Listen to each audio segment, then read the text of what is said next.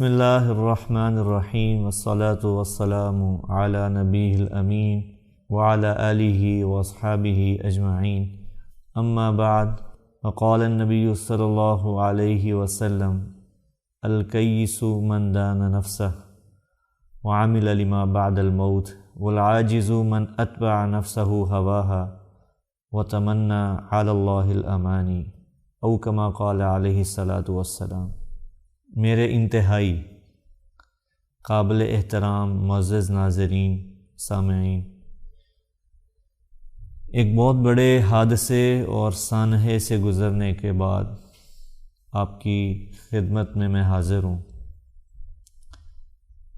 اور یقیناً یہ ایک ایسا حادثہ ہے، ایسا سانحہ ہے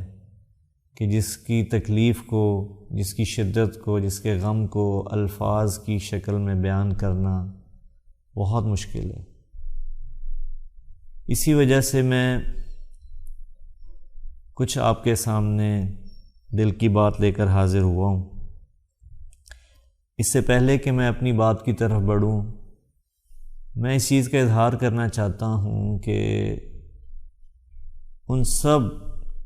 خاندان، ان سب فیملیز کے لیے، ان سب ماں باپ اور بہن بھائیوں کے لیے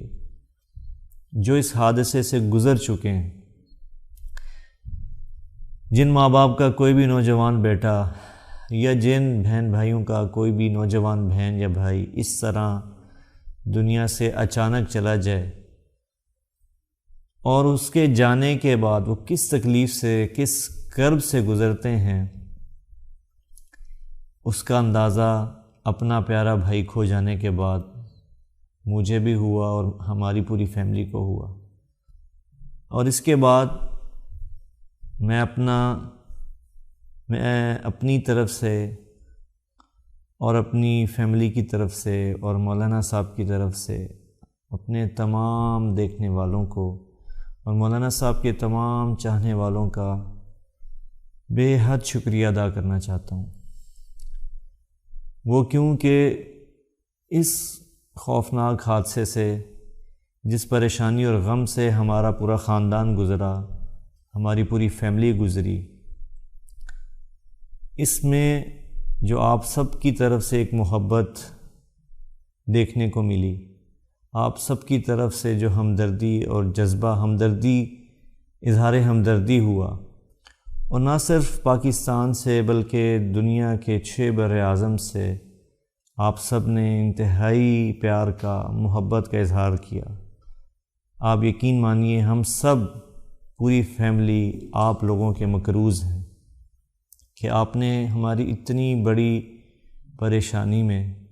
اتنے بڑے غم میں پوری دنیا سے ہمارا انتہائی ساتھ دیا، ہمارا ہاتھ تھاما، ہمیں دلاسا دیا۔ میں آپ سے اظہار ہمدردی کے بعد اور آپ کا شکریہ ادا کرنے کے بعد تھوڑی سی بات اپنے بھائی کے بارے میں عرض کرنا چاہتا ہوں، کیونکہ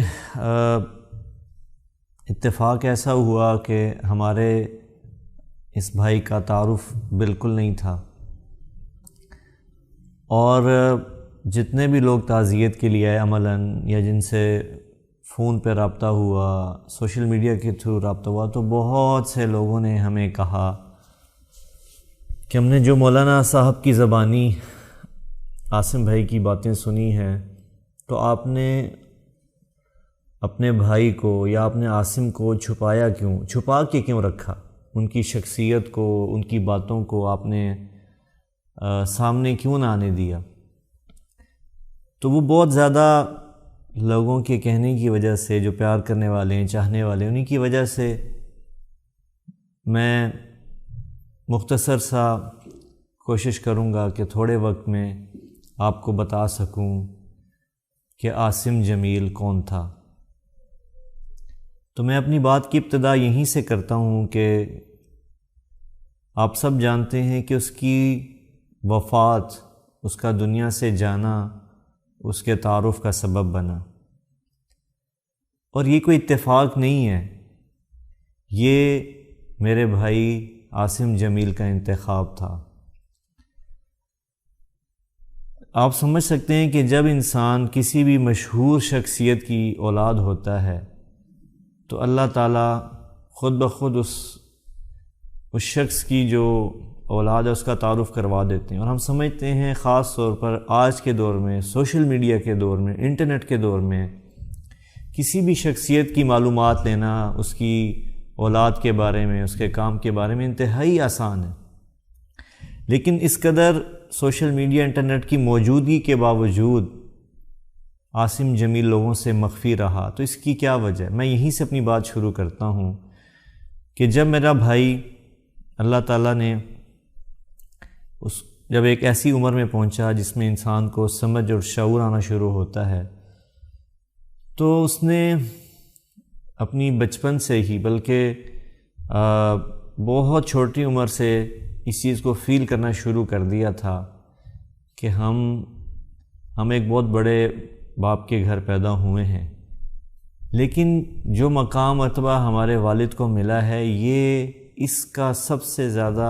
حق ان کی اپنی ذات کا ہے. تو مجھ سے وہ کہتا تھا میں کبھی بھی اپنی لائف اور زندگی کو اپنے والد کے مقام اور مرتبے کے ساتھ اٹیچ نہیں کروں گا. میں اپنے آپ کو ہمیشہ چھپاؤں گا، مخفی رکھوں گا، تعارف نہیں کرواؤں گا، تاکہ زندگی میں جو بھی کروں وہ میری اپنی ذات کی محنت ہو. میں اپنی محنت کی شروعات اپنی ذات سے کروں. اور وہ مولانا سے کہا کرتا تھا کہ بابا، ہمیں آپ کا نام اور آپ کا مقام نہیں چاہیے، ہمارا اس پہ کوئی حق نہیں ہے. ہمیں آپ سے آپ کی جو روحانیت ہے، جو آپ کے اخلاق ہیں، وہ ہمیں چاہیے. ہمیں آپ کسی طرح اگر وہ دے سکتے ہیں، یہ اس کی طلب ہوا کرتی تھی. لیکن جیسے جیسے وہ عمر بچپن سے نکل کے جوانی کی طرف اس کی عمر گامزن ہوئی، تو اس کی زندگی کا بہت بڑا چیلنج بن گیا کہ وہ اپنا تعارف نہیں کرواتا تھا کبھی بھی کسی بھی کام کے لیے. وہ بہت اس چیز کو شدت سے ناپسند کرتا تھا کہ میں ایک معمولی سے کام کے لیے اپنے باپ کے نام کو پیش کر دوں.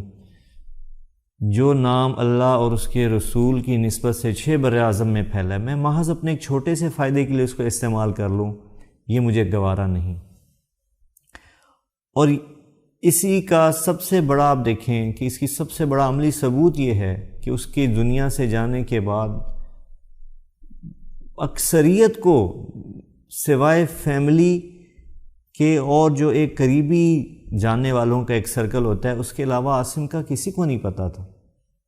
اور یہ اس کی زندگی کی سب سے بڑی چاہت تھی اور سب سے بڑا چیلنج تھا. جب اس نے اپنا زندگی کا کیریئر شروع کیا تو اس وقت اس کی عمر محض 16 سال تھی. اور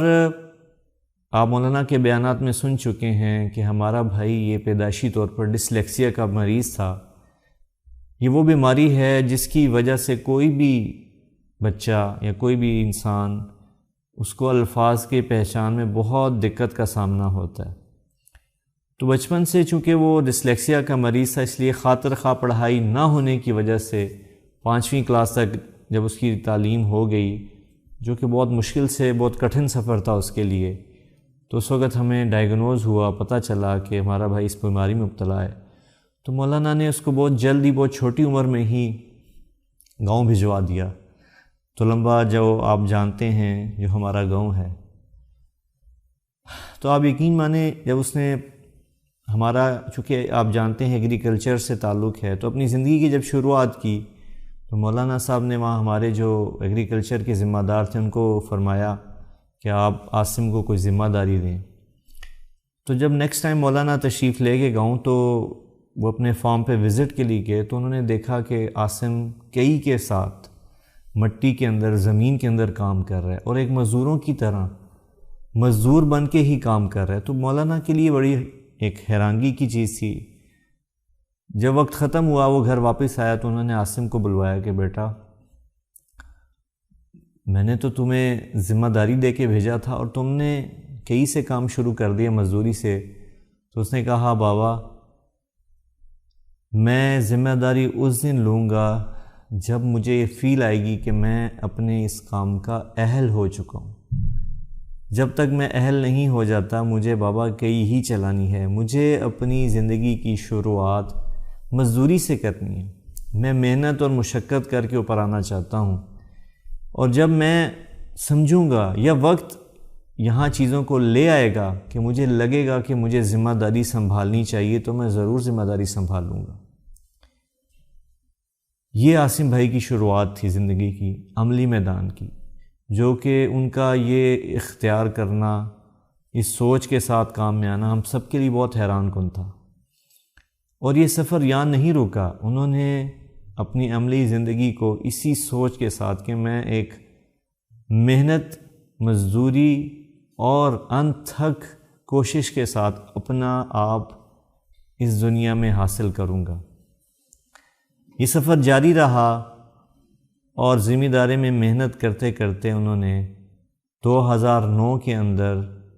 اللہ نے ان کو بہت زیادہ مکینیکل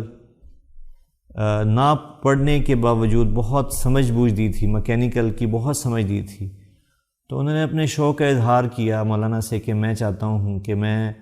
3 سال ذمہ داری میں کام کیا ہے، مجھے اس چیز کی شدت سے کمی محسوس ہوئی ہے کہ جو آلات، زرعی آلات ذمہ دار استعمال کرتے ہیں ان میں کوالٹی نہ ہونے کی وجہ سے ان کو بہت مشکلات کا سامنا ہے۔ تو مولانا سے کہنے لگا بابا میں اس فیلڈ میں کام کرنا چاہتا ہوں، میں کچھ ذمہ داروں کے لیے کرنا چاہتا ہوں جو کہ میرا اپنا شوق بھی ہے اور میں اس کو اپنا بزنس بھی بناؤں گا۔ تو 2009 میں جن لوگوں نے ہماری رہائش دیکھی ہے گاؤں میں، گاؤں کے رہائش کے باہر ہی انہوں نے اپنا ایک چھوٹا سا ایک شیڈ تھا، اس کے نیچے کام شروع کیا کہ وہاں پر ایکسپیریمنٹل بیسس پہ انہوں نے زرعی آلات کو مینٹین کرنا شروع کیا۔ سب سے پہلے 2-3 سال کے اندر وہ کام ان کا اتنا میچور ہوا کہ اس کے بعد انہوں نے 2013 کے اندر AJW کے نام سے مین روڈ کے اوپر، جو ہمارا مین روڈ ہے اس کے اوپر اپنی انڈسٹری کو ڈیولپ کیا۔ لیکن میں یہاں انہی کی شخصیت کے حوالے سے عرض کرتا چلوں کہ ان کا جو کاروبار کرنے کا انداز تھا اور جو سوچنے کا انداز تھا وہ انتہائی رسم و رواج غیر رسمی تھا، رسم و رواج سے ہٹا ہوا، جو اگر ایک عام بزنس مین سنے تو وہ کبھی بھی بلیو نہیں کرے گا کہ کاروبار اس طرح سے چل سکتا ہے۔ اس کا یہ ماننا تھا کہ کاروبار کا مطلب ہے لوگوں کو ڈیلیور کرنا، اور کاروبار میں انسان لوگوں سے ڈیل نہیں کرتا، انسان اللہ سے ڈیل کرتا ہے، اپنے اللہ سے ڈیل کرتا ہے کہ وہ سچائی اور دیانتداری کے ساتھ اپنا کام کرے گا، نہ کہ پیسے کمانے کے لالچ میں، نہ کہ پروفٹ کے لالچ میں۔ اس کی ترجیحات میں جب اس نے اپنا کام سٹارٹ کیا، کبھی بھی بزنس سے پیسہ کمانا، غیر ضروری پیسہ منافع بنانا نہیں تھا۔ اس کی سوچ ہمیشہ یہ رہی کہ میں ایک اچھا کام کروں جس سے میں لوگوں کو ڈیلیور کر سکوں، اور میرے نصیب میں جو رزق ہے، رزق آسمانوں سے آتا ہے، وہ اللہ مجھے خود دے دے گا۔ جب اس نے انڈسٹری کی بنیاد رکھی تو ہم سب نے بڑی ایک نارمل انداز میں اس سے کہا، جو کہ ایک بڑی انڈرسٹوڈ بات تھی کہ ہم بابا کا وہاں بیان رکھیں گے، افتتاح کریں گے، جس کو اس نے سختی سے منع کر دیا کہ نہیں، میں اگر اپنی اس سوچ پہ جس پہ میں نے عملی زندگی شروع کی، آج بھی اسی پہ کام ہوں، چاہے میں ایک انڈسٹری کی بنیاد رکھ رہا ہوں۔ تو آپ یقین مانیں 2013 سے 2023 تک کبھی بھی مولانا صاحب کی، والد صاحب کی ایک بھی دفعہ ایسی حاضری نہ ہو سکی AJW میں، عاصم بھائی کی انڈسٹری میں، کہ جس کو پروموشن کا ذریعہ بنایا جاتا۔ سختی سے ان کی طرف سے ہدایت تھی، سختی سے سارے امپلائیز کو انہوں نے منع کیا تھا کہ جب میرے بابا آئیں گے انڈسٹری میں، مولانا صاحب تشریف لائیں گے، کوئی فوٹو نہیں کھینچے گا، کوئی سوشل میڈیا پہ نہیں لگائے گا۔ اور آپ دیکھیں انہوں نے اپنی زندگی میں اپنی اس کمٹمنٹ کو اس طرح سے نبھایا کہ نہ کسی کو پتہ چلا آج تک کہ عاصم جمیل کون تھا، نہ پتہ چلا کہ AJW کیا تھی۔ تو میں اپنی بات کو اس ایک بات عاصم بھائی کے، یقیناً یہاں یہ اچھا نہیں لگے گا مجھے کہ میں اپنے بھائی کی تعریف کروں، اور ایک رسمی سی بات لگے گی کہ جانے والے کی ہر کوئی تعریف کیا کرتا ہے، لیکن اگر میں حقیقت بیان کروں تو ہمارا بھائی، ہمارا پیارا بچہ، ہمارا بیٹا عاصم جمیل واقعی ایک بہت بڑی شخصیت تھا۔ میں نے آپ کو ایک زندگی کا پہلو آپ کے سامنے پیش کیا ہے کہ اتنے نامور والد کے ہوتے ہوئے اپنی ذات کو اس قدر چھپایا کہ موت ہی اس کا تعارف بنی۔ تو اس کے پیچھے ایک نظریہ تھا، وہ نظریہ میں آپ سے شیئر کرنا چاہتا ہوں۔ اس ساری بات کو بتانے کا مقصد اس نظریے کو شیئر کرنا ہے کہ وہ اس بات پہ بہت اسٹرانگ بلیو کرتا تھا کہ دنیا میں اللہ تعالیٰ نے کوئی شارٹ کٹ نہیں رکھا۔ وہ مجھ سے کہا کرتا تھا کہ بھائی میرا دل چاہتا ہے کہ میں اپنی جو ہماری ینگسٹر ہیں، یہ یوتھ ہیں، میں ان کو کسی طرح میں ان کے دل میں یہ بات اتار سکوں کہ کامیابی کا تعلق کیمرے سے نہیں ہے، کامیابی کا تعلق کام کرنے سے ہے۔ میں کہتا تھا کہ میں ینگ جنریشن کو یہ سمجھا سکوں کہ عزت وائرل ہونے میں نہیں ہے، عزت محنت کرنے میں ہے، عزت سوشل میڈیا میں نہیں ہے، عزت سچ بولنے میں ہے۔ یہ اس کا بنیادی نظریہ تھا کہ شارٹ کٹ کے بغیر دنیا میں زندگی گزارنا یہ اللہ کا حکم ہے۔ ہم کسی بھی کامیابی کو حاصل کرنے کے لیے کبھی کوئی شارٹ کٹ نہ اختیار کریں۔ اور ہمیشہ اس کا ایک حدیث پہ بہت زیادہ بیلیو تھا، جو کہ ایک مشہور حدیث ہے، حدیث قدسی، جس میں اللہ تعالیٰ فرماتے ہیں کہ اے میرا بندہ، ایک تیری چاہت ہے، ایک میری چاہت ہے۔ یہ آگے مکمل حدیث ہے جو آپ سب نے سنی ہوگی۔ تو ہمیشہ دعا مانگتا تھا کہ یا اللہ مجھے وہ کرنے کی توفیق عطا فرما جو تیری چاہت ہے۔ اور آپ یقین مانیں بے شمار بے انتہا واقعات ہیں کہ جہاں اس نے اپنے کاروبار کے اندر وہ فیصلے کیے جن کا ظاہری بزنس کے پیرامیٹر سے کوئی تعلق نہیں تھا، لیکن محض اللہ کا حکم پورا کیا۔ اپنے کام کے اندر، اپنی زندگی کے اندر اس قدر دیانتداری اور سچائی کو زندہ کیا کہ اس کی مثال ملنا بھی مشکل ہے۔ یہ اس کا کام کا رخ تھا، اور جو اس کا رویہ تھا، جو مولانا سے کہتا تھا بچپن میں کہ بابا ہمیں آپ کی شہرت نہیں چاہیے، ہمیں آپ سے اخلاق چاہیے، ہمیں آپ سے وہ چیز چاہیے جو اللہ کا تعلق اللہ نے آپ کو دیا، ہمیں آپ وہ دیں۔ تو جو اللہ نے اس کو اخلاق کی بلندی دی تھی، وہ آپ نے مولانا سے ایک واقعہ سنا جو پاگل کے ساتھ اس کا رویہ تھا،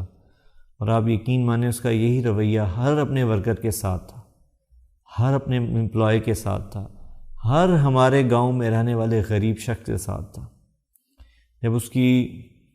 وفات ہوئی تو آپ یقین مانیں پورا گاؤں ہمارا